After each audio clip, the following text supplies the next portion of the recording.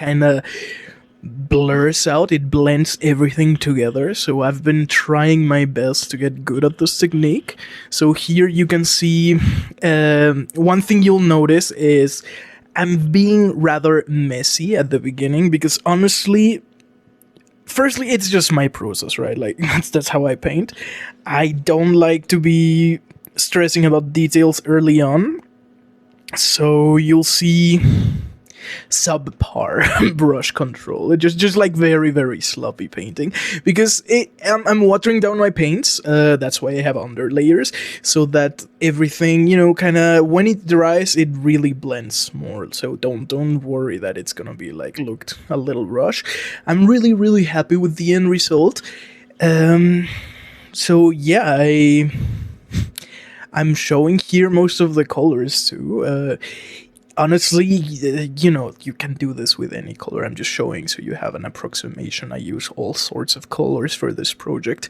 Here I'm just getting a bluish gray so that I can start doing the metal, the iron specifically. Honestly, I didn't do that much. I feel like Scryer is a very coppery kind of faction, but a little bit of it is always a nice contrast, especially for rusty weapons and metals like that. It rusts really well. I think it adds a level of nastiness if the things you're cutting your enemy with are sometimes also a little rusty, get a little bit of tetanus in there. So yeah, I want to talk a little bit, like I didn't do anything crazy about the base coating. You can see most of the things I did is one layer. The one exception would be the bones, and if you think it looks good, it is such a simple technique. I used my cheapest brown paint, so it has terrible coverage. So I ended up just getting this very watered down brown over a white, what's the name? Yeah, like over a white base coat, a white underlayer, and it ended up looking so good. I'm kind of surprised how good this looked. I've never tried this before. I just felt like it was a waste of brown paint to be using like my small bottles to paint so much brown, and honestly this was such an unexpected good result. You're gonna be looking at me doing some purple now. This is also a thing I've started doing recently, is I have been trying to have more dramatic lighting. That means accentuating the shadows. Sometimes a black primer will give you similar results, darker shadows, it's obvious, but I feel like black shadows is a great place to start, but eventually it looks a little boring, right? Like it looks too real, like there's no drama to it. So I feel like the purple here lets you accentuate kind of the dark spaces a little better. And now I'm not being super careful with it, and I'm purposefully not doing it at the beginning. Some people would like to prepare a miniature like this. It's kind of like a variation of doing a zenithal, basically, where you would, you've seen it. Slapchop is famous for it. You do black, then gray, and then white. You can achieve the same result with doing a underlayer of purple and then zenithaling it with yellow or some opposite color. So you see how well the colors work here. I like doing it more like this because it shows the purple more. Some people might think it is too obvious. I like that you can tell that it's there. It feels intentional to me. So sometimes that's the hard thing about this technique, and I did practice with a lot of models before I did this because I wanted this one to come out the best it could. And especially in the horns, you can see how well this goes. Like these two colors are complementary, they go well together. And yeah, you see just by having a purple shadow and a yellowish tone of a highlight, which is a lot of the tones I chose, especially in the fur, in the horns, in the metal. So just by having a shadow that kind of complements the thing, it's gonna do two things. It's unifying the whole figure, but it's also giving us such a nice pop of color. And honestly, right here, it looks a little much because I'm holding it from down, right? But like, you'll notice that as I move it, as I tilt it more, you can't really tell. It's just that purple is a natural shadow color as well. It is found in a lot of shadows already, so your eye kind of reads it as shadow sometimes, like, not always. I feel like that's where I need to master it, but that's also why I'm watering it down, because it's more forgiving if it's super, super watered down. And I want to emphasize, if you want to recreate this in metal, and you want to do it like I'm doing it, where I'm tinting the color, it is so important that you water this down. And you can see there, it is... Right now it looks a little strong. As it dries, it creates such a cool transition. It's basically like glazing, right? Like you're just creating a nice transition between, yeah, like the shadow and the colors. I'm doing it like this, super messy, because I like when it shows a little. I like that the purple shows. We are gonna have plenty of chances to clean up whatever looks a little unnatural, a little too purple. But yeah, it's just a step that I've been experimenting with that I'm really, really happy with. It just gives the miniature so much character just by adding a little bit of interest into the shadows. One of my favorite parts ended up being the shading in the horns. There you see it. Once it's dried, it is such a pleasant color. It is not super bright, it is not always the same hue, and I think that is so good, especially there in the fur, in the horns. You can see this gradient that we achieved for so little effort. So yeah, now I'm doing a little bit more of, since we're playing with light already, I'm doing a little bit more of the reflections. Now I'm using, again, super watered down green, just to get that cheap and easy. It's just like a free win, you know, like a little bit of color into the metallics, especially, so they look like they're reflecting the light where it's appropriate, right? Like, you don't have to do it anywhere, you don't have to exaggerate it. OSL sometimes might do really well with a figure, but I haven't mastered it yet to a point where I would like to do OSL, so I'm being more subtle with it. I had so much trouble getting the camera to focus on the weapon, but I think along the video you'll see how I am getting better at it. So yeah, it's again super subtle. It is gonna dry and it is gonna be even less noticeable. So here is one of the coolest parts. We're gonna get to one of the coolest part of this project was the metal. I find that doing NMM is always such an interesting. It's such a fun magic trick where it's the miniature has an ugly face for so long, and you just have to trust the process. And I'm definitely not like a master at NMM. I'm still quite new to it. I've done things that I'm proud of, but I still think there's still like space to grow, right? But still, I prefer it to just normal metallics. I think you can be way more intentional with lighting, and you can accentuate things better, details. You can be very intentional with all of that. You know, it's scary, but it's also really rewarding. So yeah, there you can see the mix I'm doing. So it's again, I'm using mostly two colors to lighten my tones. It's super, super simple. The MVP of most of these paint jobs is always ice yellow. It has a little bit of a, especially in this brownish tones where I want to preserve kind of the warmth of the color. I am purposefully using ice yellow instead of a pure white to lighten my colors. And then you can see a super cool thing you can do with the undercoat. So you can kind of make them disappear, and it makes it look like your metals have such interesting colors, just because there's like undertones that sometimes show but not always, of the green and the purple. So that's also why I'm being not super neat at the beginning. You're seeing here that I'm switching to finer brushes as I go along. So yeah, you're seeing how, like, I just love seeing how the metals slowly start getting rendered and start like becoming metallic, right? Like it's a magic trick that is like slowly unfolding before our eyes.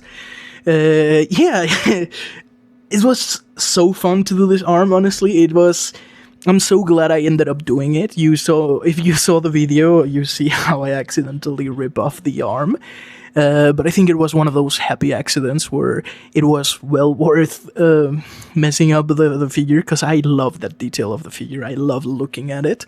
And I don't know, I just feel like it really captured the feeling I was going for, the sort of mad scientist, scryer creature that this ended up being. So yeah, there you can see me still playing around with the last highlight. This is honestly my favorite part of NMM. This is where it all like kind of clicks. The last highlight. I'm being very scratchy. You can be... There's ways to do it. Here, I'm specifically being scratchy about it. I am not making super smooth blends and not always layering perfectly over each line so that it gives it this like scratchy, tattered,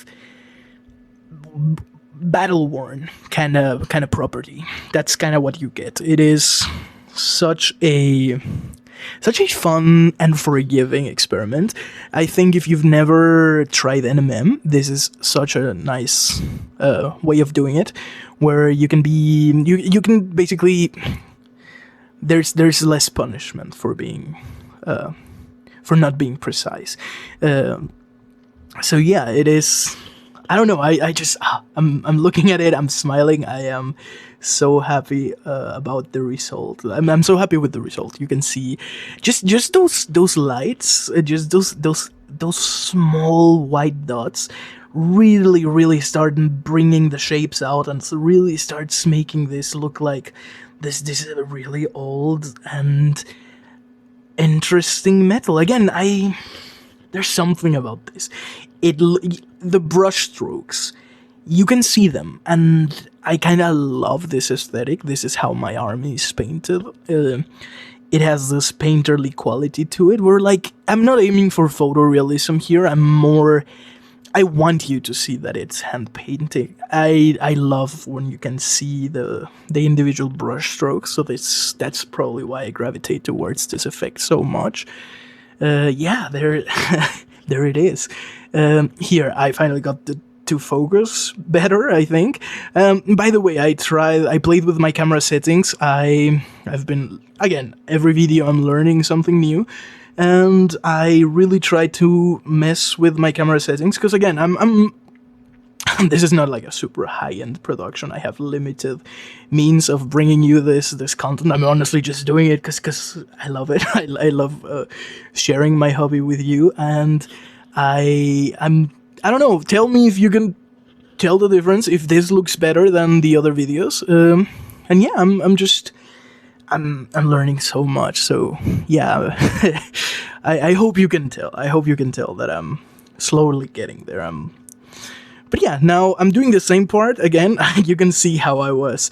This is a bad habit of mine. Sometimes I don't know how to pace myself, and I will do the fun parts all at once when I still have a lot of stamina, and then I end up leaving kind of the hard and boring parts for me at the end. And sometimes that comes back to bite me, because sometimes I don't have the stamina to finish a project. So if I could give you a tip, if I could do anything differently, I would have saved the metal for the end. Maybe done a little bit sometimes, because again, getting it to look so cool is a boost sometimes in like, I don't know, excitement about the project.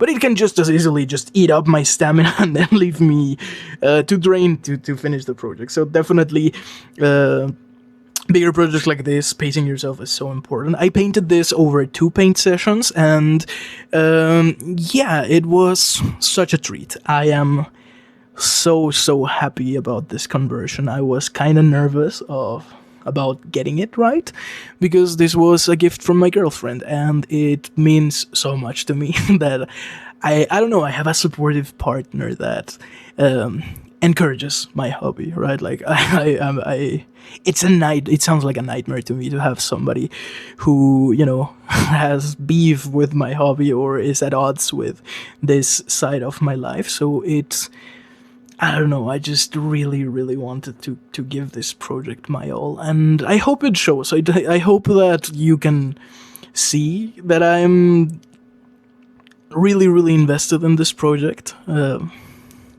So yeah, here I am doing highlights. I didn't used to go that blue with my Scryer scheme. I kind of took the box art from the Storm Fiends and Thankful and, the classic blue. But nowadays I like to push it a little more blue. I definitely gravitate towards vibrancy. I think that is generally a good practice to have, and especially when we're painting in our desk lamps and we have an aura set up and it looks vibrant, and then you go to the table where the lighting isn't optimal, and all of a sudden things that were super visible to us aren't that bright. So yeah, that's kind of why I'm pushing my highlights so hard. Is you I don't know, just I like considering that the battlefield isn't always as bright as the desk. Here I'm using the same blue, just way more watered down, to create this verdigris. I have a paint of verdigris, but honestly, this project I used to paint with so much more like shades and washes and effects, but honestly, you can achieve almost all effects with plain acrylics, and I think that's kind of the direction where my style has been developing. I have so much more fun just getting the plain acrylics and playing with their consistency, playing with mixing colors. I think it shows. I keep learning this lesson, especially in my more complex paint jobs, my more elite troops, that putting effort sometimes shows, crazy concept. So yeah, here I just love that putting so much work and effort into doing or trying to do everything by hand and just taking my time doing all of the effects ends up showing. Here I am doing just a little bit of brown. I have fought so often with doing this effect. I don't know, I like when this blue armor looks dirty and kind of poopy. I've experimented with darker browns, lighter browns. I find that this rusty color gives me such a good contrast. Again, it's so fun to play with these colors because this is again complementary. Blue and orange go great together, so it is taking advantage of those two color interactions that I really, really like in my army scheme, that even like the dirt looks pleasant. There I am doing what I mentioned of making rusty weapons look rusty, of course. I don't know. I'm so happy with how this ended up. Sometimes kit bashing can go two ways. Either you make something good or you ruin a kit, and I'm so glad that I am happy with this. Here I am doing a very, very light feathering. Kind of looks like dry brushing when I spit it up, but I was trying to be careful. I was trying to be intentional with the direction of my brush, so the horns look... I don't know, I like when horns have this like scratchy color to it. Honestly, it's such a big part of the model. I was kind of afraid of not getting it right, but I think my method, even though it's simple, even though it's not that many layers, sometimes simple does it. The purple shading covered by very thin layers of the bone white is such eye candy, in my opinion. I don't know. You'll be the judge of that too. When I'm done with the horns, I don't know. I'm so happy with how they ended up looking. Now, for those of you with OCD that have caught this, I mentioned this in the last video, that there was something that really bothers me about the figure. And you kind of can see it from this angle so well, is the head. Don't worry, here I was locked in painting, so I didn't fix it right away.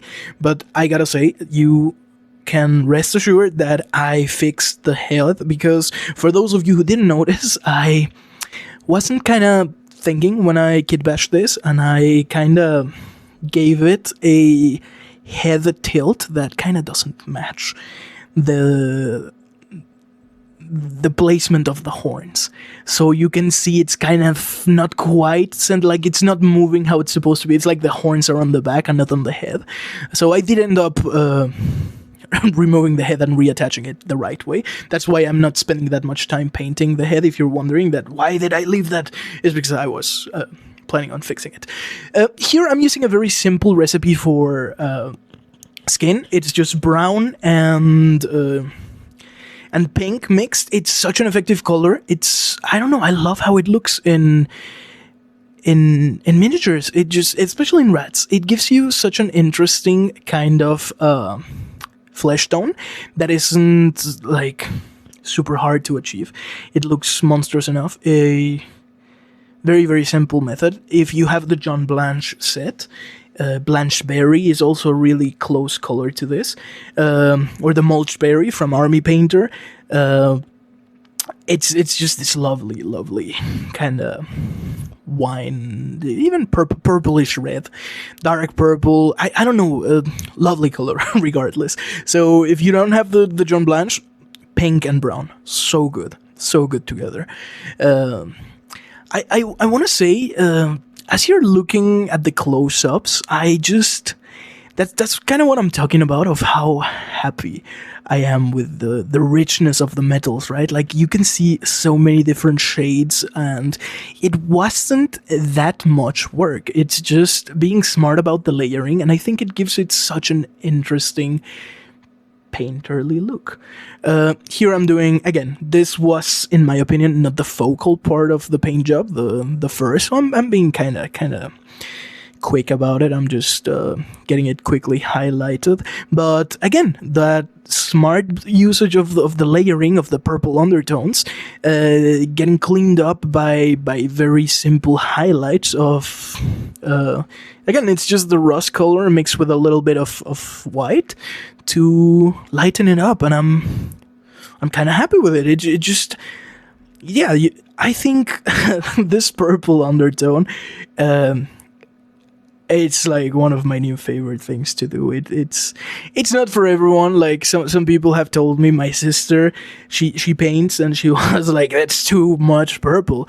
But I don't know. I like the drama of it. I like how it looks. Here I am doing the red. I used to use speed paints. I've kind of moved on from them because they're a great starter tool, but at some point you want to get some control in there. So here, instead of using any crazy like techniques, and I think this looks just more visually appealing, I use like this Screamer Pink color from Games Workshop, which is just kind of like this bright magenta pink, shaded with purple, and then highlight with this super bright red. Just gives you such rich reds, which, I don't know, in my army, this is like the accent color, right? Like all robes are red, and I love the contrast. I love like the blue armor, the red cloth, and the metals have such a nice feeling to them. Unfortunately, this goes especially to fellows who despise the French. I was too late to realize that I basically made my army scheme the French flag. So yeah, now you know. Yeah, white, red, and blue. Here, not so much white this time. I usually give a little bit more white. Where I'm doing it is in the armor most of the time. Here, I haven't done it yet because I have this little tradition where, like, the little detailing, the triangles, and all of those symbols in my army are earned. I tend to give them to miniatures that terrorize my opponents. So there's a few like rat ogres and some storm vermin that have definitely their fair share of patterns. So I'm sure this miniature will soon enough have a bunch of triangles. Here I skipped this. It is honestly just I had some scraps.